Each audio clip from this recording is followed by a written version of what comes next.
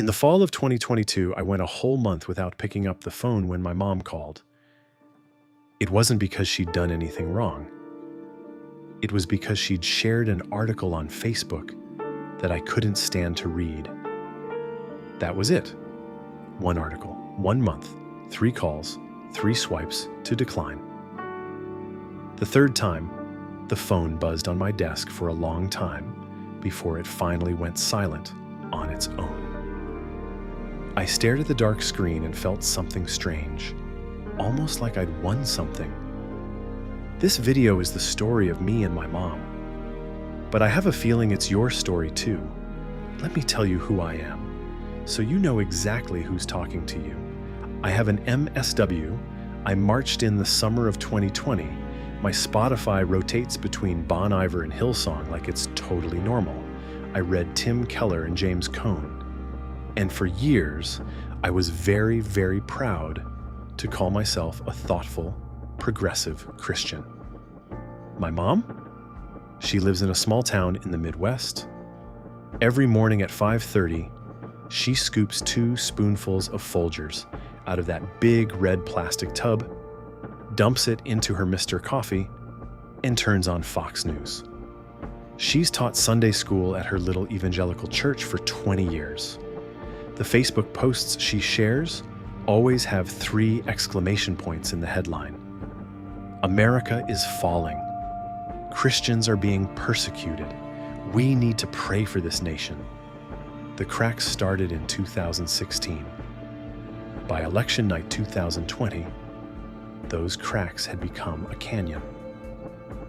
During that month, I didn't pick up her calls. I wasn't sitting still. I vented about her over and over to my progressive Christian friends. We'd sit in one of those exposed brick coffee shops in the city, sipping oat milk lattes, nodding at each other, confirming that we were the awake ones. We all had the same lines. She's been brainwashed. She's not the mom I grew up with.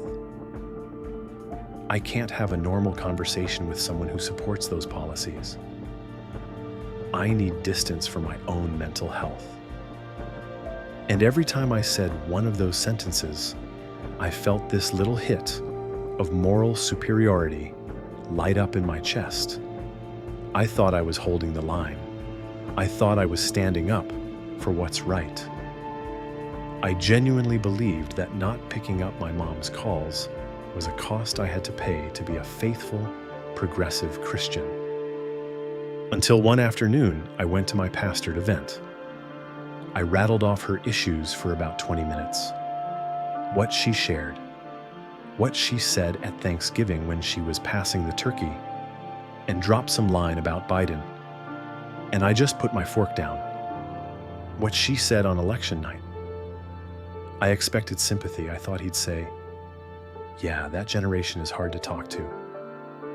I thought, at minimum, he'd put a hand on my shoulder and tell me, "You're doing the right thing. Take some space." He didn't. He let me finish. Then he was quiet for a long, long time, long enough that I started to feel uncomfortable. Then he looked up at me and asked one question, a question that ended up changing the next 3 years of my life. He said, "You say your mom has been brainwashed by her politics. What about you?" In that moment, something cracked open. For the first time, I actually heard myself. I talked about empathy, but I had 0 empathy for my own mother. I talked about tolerance, but I had no tolerance for half of America. I talked about justice, but the fire burning in my chest wasn't really about justice. It was about I'm right and they're wrong. That night I went home and did something I hadn't done in 3 years. I opened my Bible, not to find a verse to win an argument with, just to read. I sat there with the Gospel of Matthew open in my lap. About halfway through, I stopped. I rested the Bible on my knees and stared at the ceiling. And I realized something that made my skin go cold. I wasn't following the Jesus of Nazareth anymore. I was following another religion. It didn't have a name, but it was powerful, addictive, and contagious. The religion of I'm right. And friends, this religion comes in two flavors: a left version, a right version. Different packaging, different enemies, different slogans, but the same thing inside. It wants you to hate your neighbor. It wants you to block your family.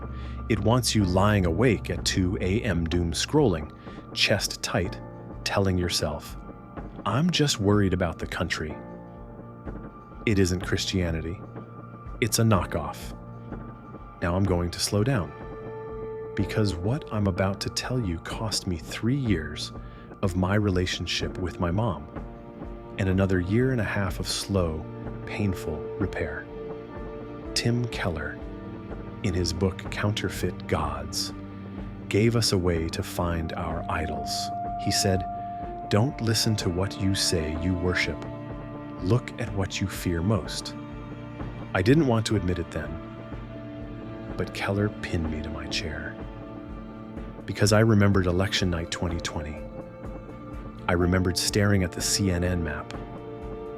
Every time a state flipped red, my heart skipped, my palms sweated, my chest went tight, and there was this voice screaming inside me. It's over. The country is over. My future kids have no future. The world is ending. That wasn't concern. That was panic. A religious apocalyptic panic.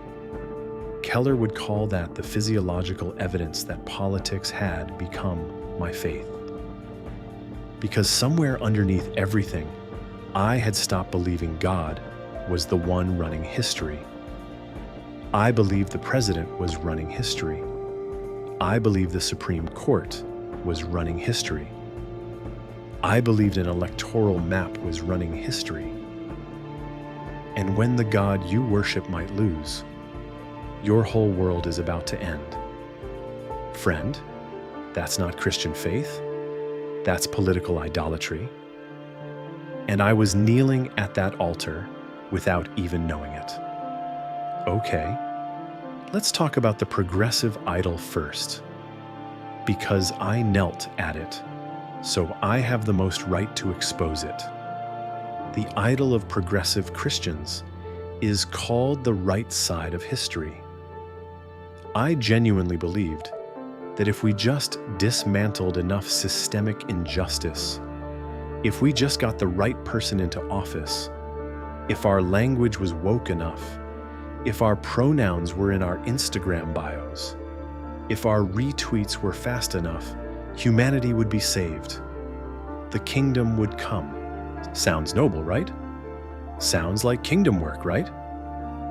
But you know what was wrong with that theology? It moved salvation from the cross to the ballot box. It made me believe that people who voted differently weren't just politically wrong. They were morally lesser. They were duped. They were ignorant. They were not yet awake. And what I did to my mother was the logical conclusion of that theology.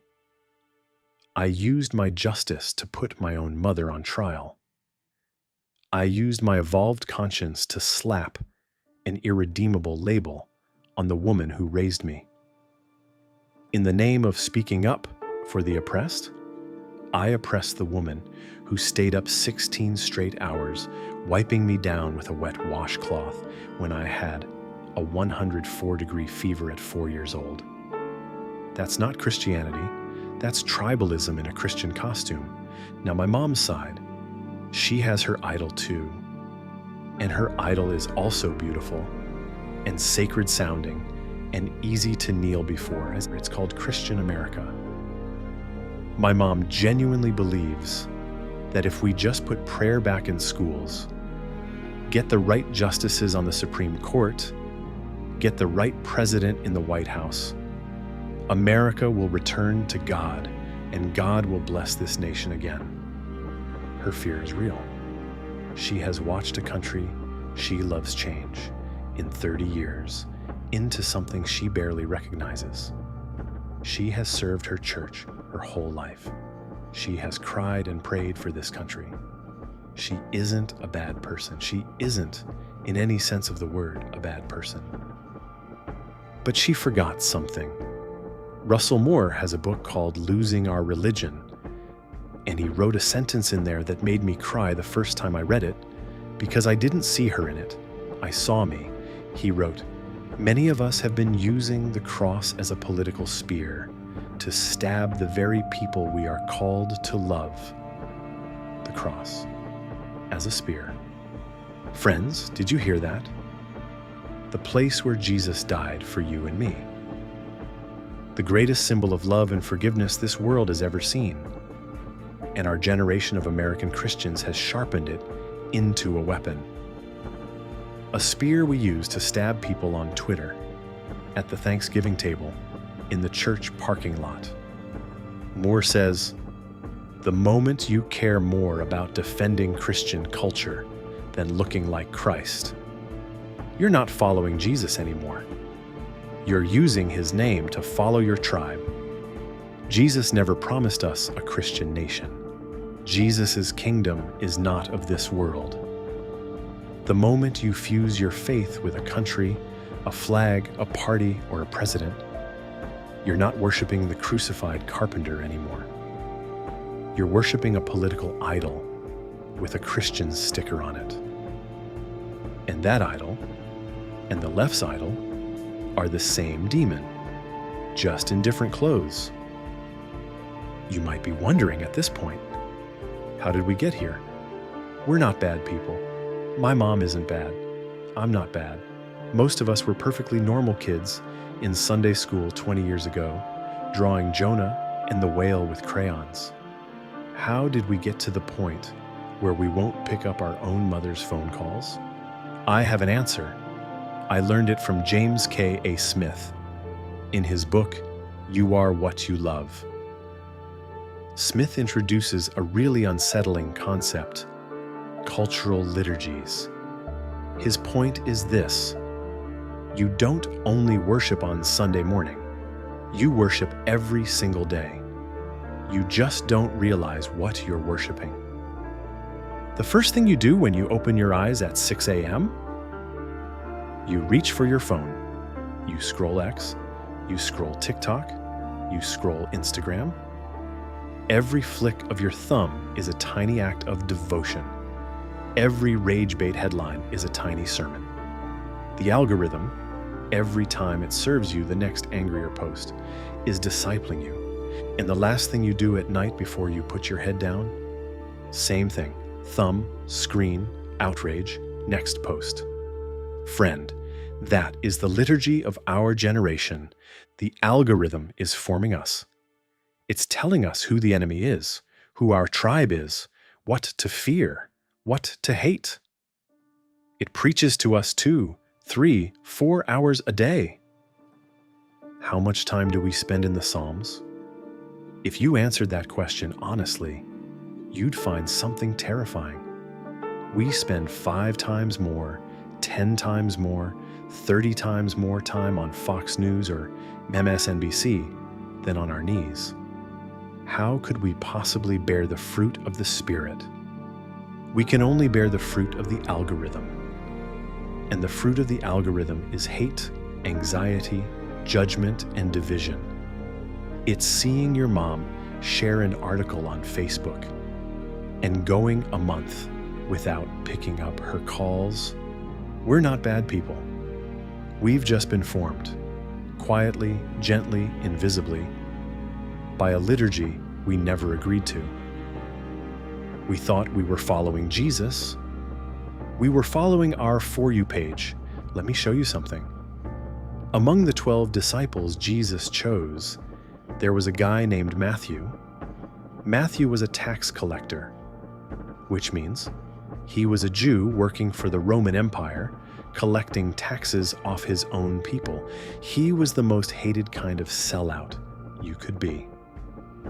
A collaborator with the regime. In that same group of the 12, there was a guy named Simon, nicknamed the Zealot. The zealots were the anti-Roman armed resistance. They were terrorists. They were the kind of guys who would assassinate someone like Matthew. Picture that. Jesus put a Trump voter and a guy who'd marched with Bernie at the same table and said, "You're going to follow me together for the next 3 years." You think they didn't want to strangle each other for the first 3 months? You think they didn't fight around the campfire? You think they loved each other from day one? No. They could sit at the same table, not because their politics had become the same. It was because something bigger than their politics had grabbed hold of them. And that something was Christ. If the American church can't do that anymore, if we can't get a Trump-voting uncle and a Harris-voting nephew to take the bread and the cup at the same table, then we're not preaching the gospel Jesus preached. We're preaching a partisan gospel, and a partisan gospel can't save anyone. Okay.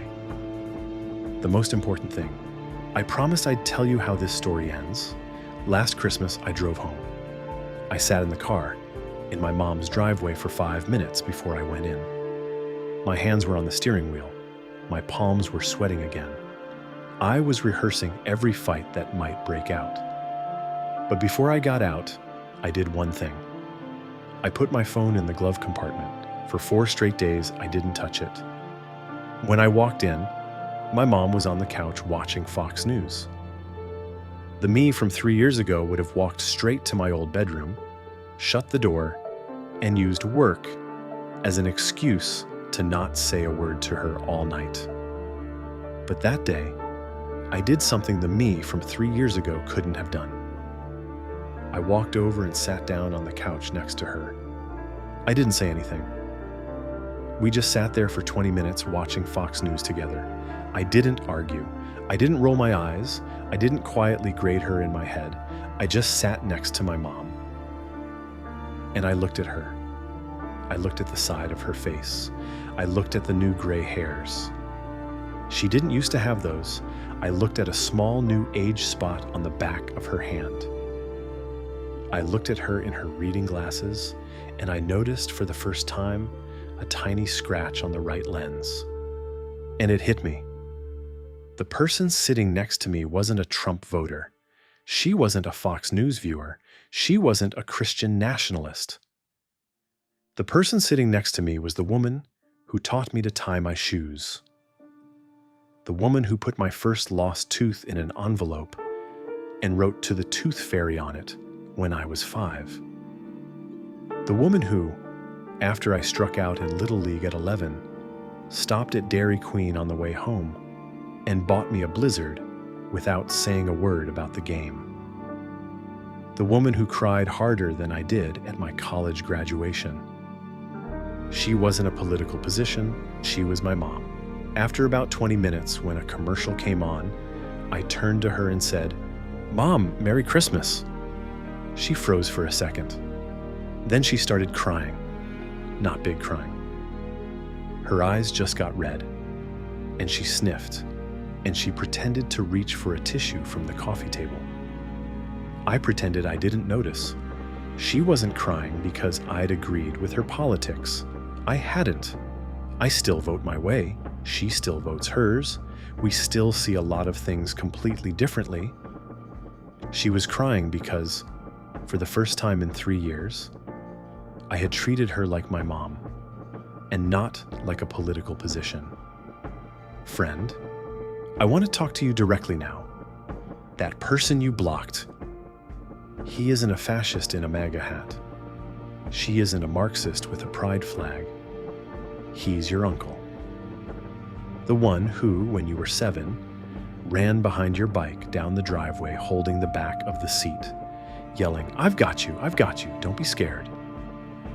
The one who, when you were 16 and about to drive alone for the first time, sat in the passenger seat white-knuckling the door handle but didn't say a single word because he wanted to let you have it.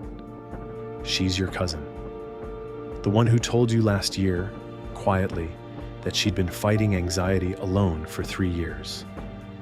The one whose rent just went up another $300, whose roommate moved out again, who ate cold Trader Joe's mac and cheese alone in her apartment last night.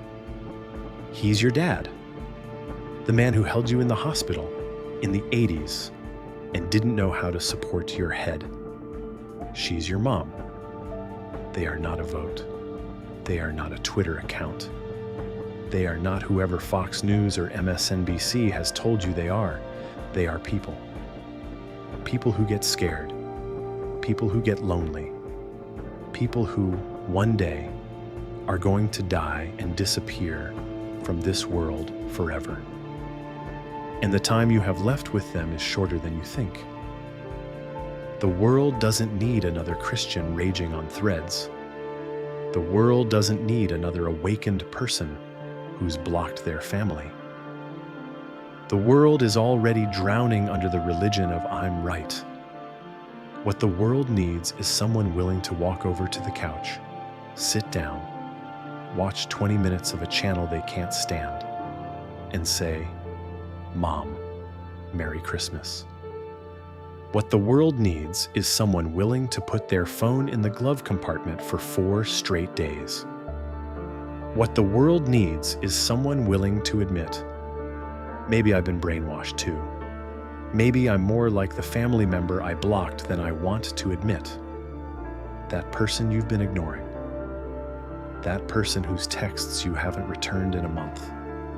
That person whose name still makes your stomach tighten. Make the call. You don't need to apologize. You don't need to explain. You don't need to relitigate the last 3 years. Just call. Just ask, how have you been? I promise you one thing. The person on the other end might not be who you think they are. And you might not be who you think you are either. I call my mom every Sunday afternoon at 4 now. No exceptions. We never talk about politics. We talk about the tomato plant in her backyard that's running late this year. We talk about the time I forgot my entire one line in the 3rd grade Christmas pageant. We talk about whether the apple pie she's baking from her old recipe is going to come out burnt today. She's still her. I'm still me. She still shares those Facebook posts. I still have to bite my tongue. But I don't worship the eye roll anymore. We're mother and son again. If any part of this video meant something to you, stay, subscribe, and tell me in the comments, who is the person in your life that you've blocked? You don't have to write a name, one word, one emoji, just a yeah. That's enough. I'll read everyone. I'll see you in the next video. May you make that call today.